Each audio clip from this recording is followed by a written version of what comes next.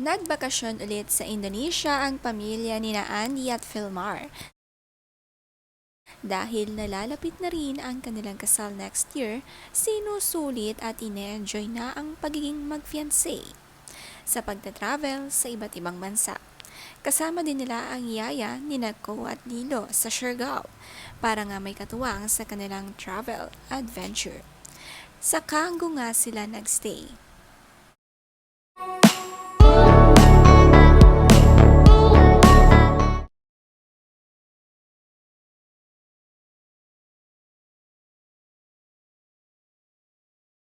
At kahit naman nasa bakasyon sila, hindi mawawala ang jogging tuwing umaga. Nagtakbo nga sila ng 5 kilometro at tila naglakad lang daw si Philmar sa parke. Pero kay Andy, achievement na ito. Tanggal naman ang pagod dahil pagkatapos ng kanilang takbo, niyakap ang isa't isa. Mas lalong nagiging sweet kang mag-asawa kahit napapalapit na ang kanilang kasalan. Masarap sa feeling na tumakbo kasama ang partner. Safe and sound ka na kahit nasa ibang lugar ka. At mas tumadami ang bonding moment. Ito nga ang purpose ng kanilang travel. More bonding at relax sa mag-asawa.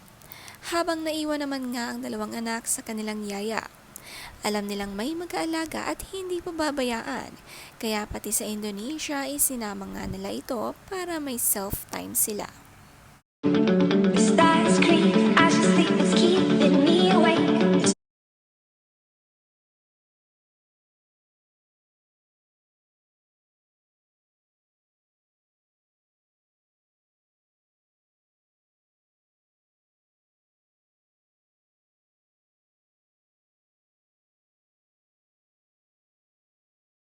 Don't listen to a word I say. Kuya boy! Hi. Ang ganda naman ng kanilang sasakyan na ginamit dito sa Manila sa paghatid nga sa airport kasama si Ellie. Hindi na nga sumama si Ellie sa Indonesia dahil may pasok ito.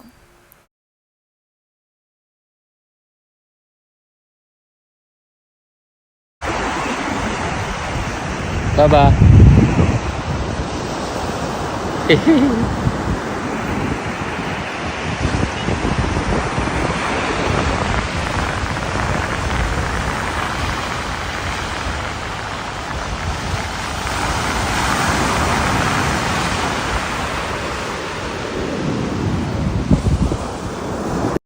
Ang ganda-ganda nga ng beach sa Canggu, Indonesia.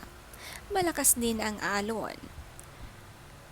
Pero nga, hindi pa rin ipagpapalit ang beach sa Siargao.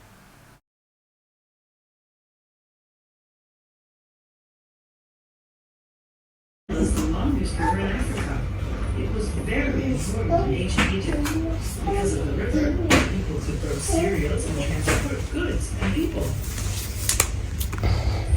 Sa unang araw nila sa Indonesia, nagkulong nga muna sila sa kanilang apartment dahil nga si Kowa daw ay biglang nagkasakit. Kaya naman si Lilo at Philmar nagwa-warm up sa loob ng kanilang kwarto.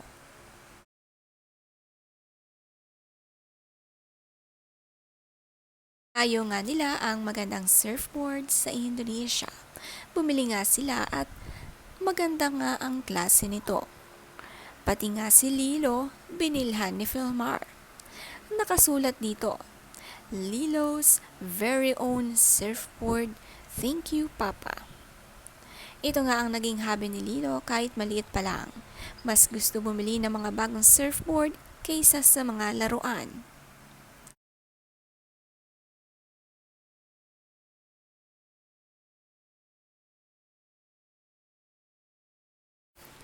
Nasa Bali Bagos naman nga sila at sa first day nila agad na nag-quality time sa beach for sunset.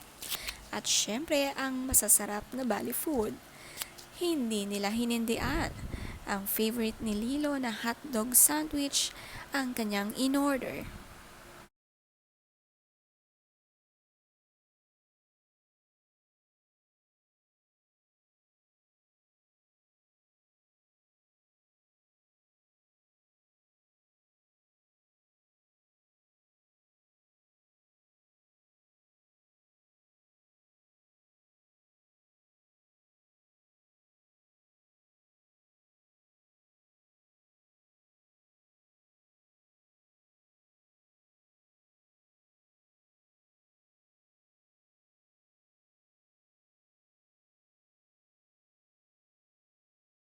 Si Tita Stevie Eigenman naman may pabaon sa kanila papuntang Bali.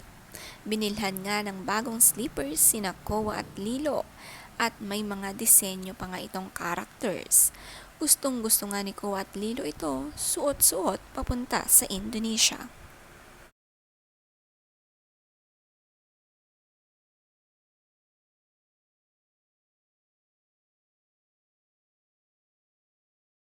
Bago nga kasi umalis, nag-bonding time si Andy kasama ang mga kapatid at pamangkin.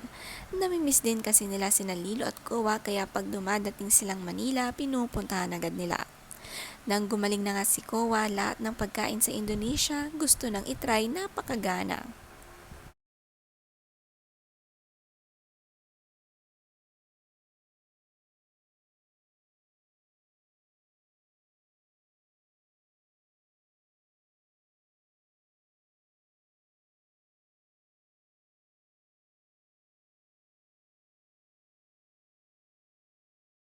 Si Ate Ellie naman kapag nagpapapicture ang kanyang ina na si Andy, panay nga ang tawa.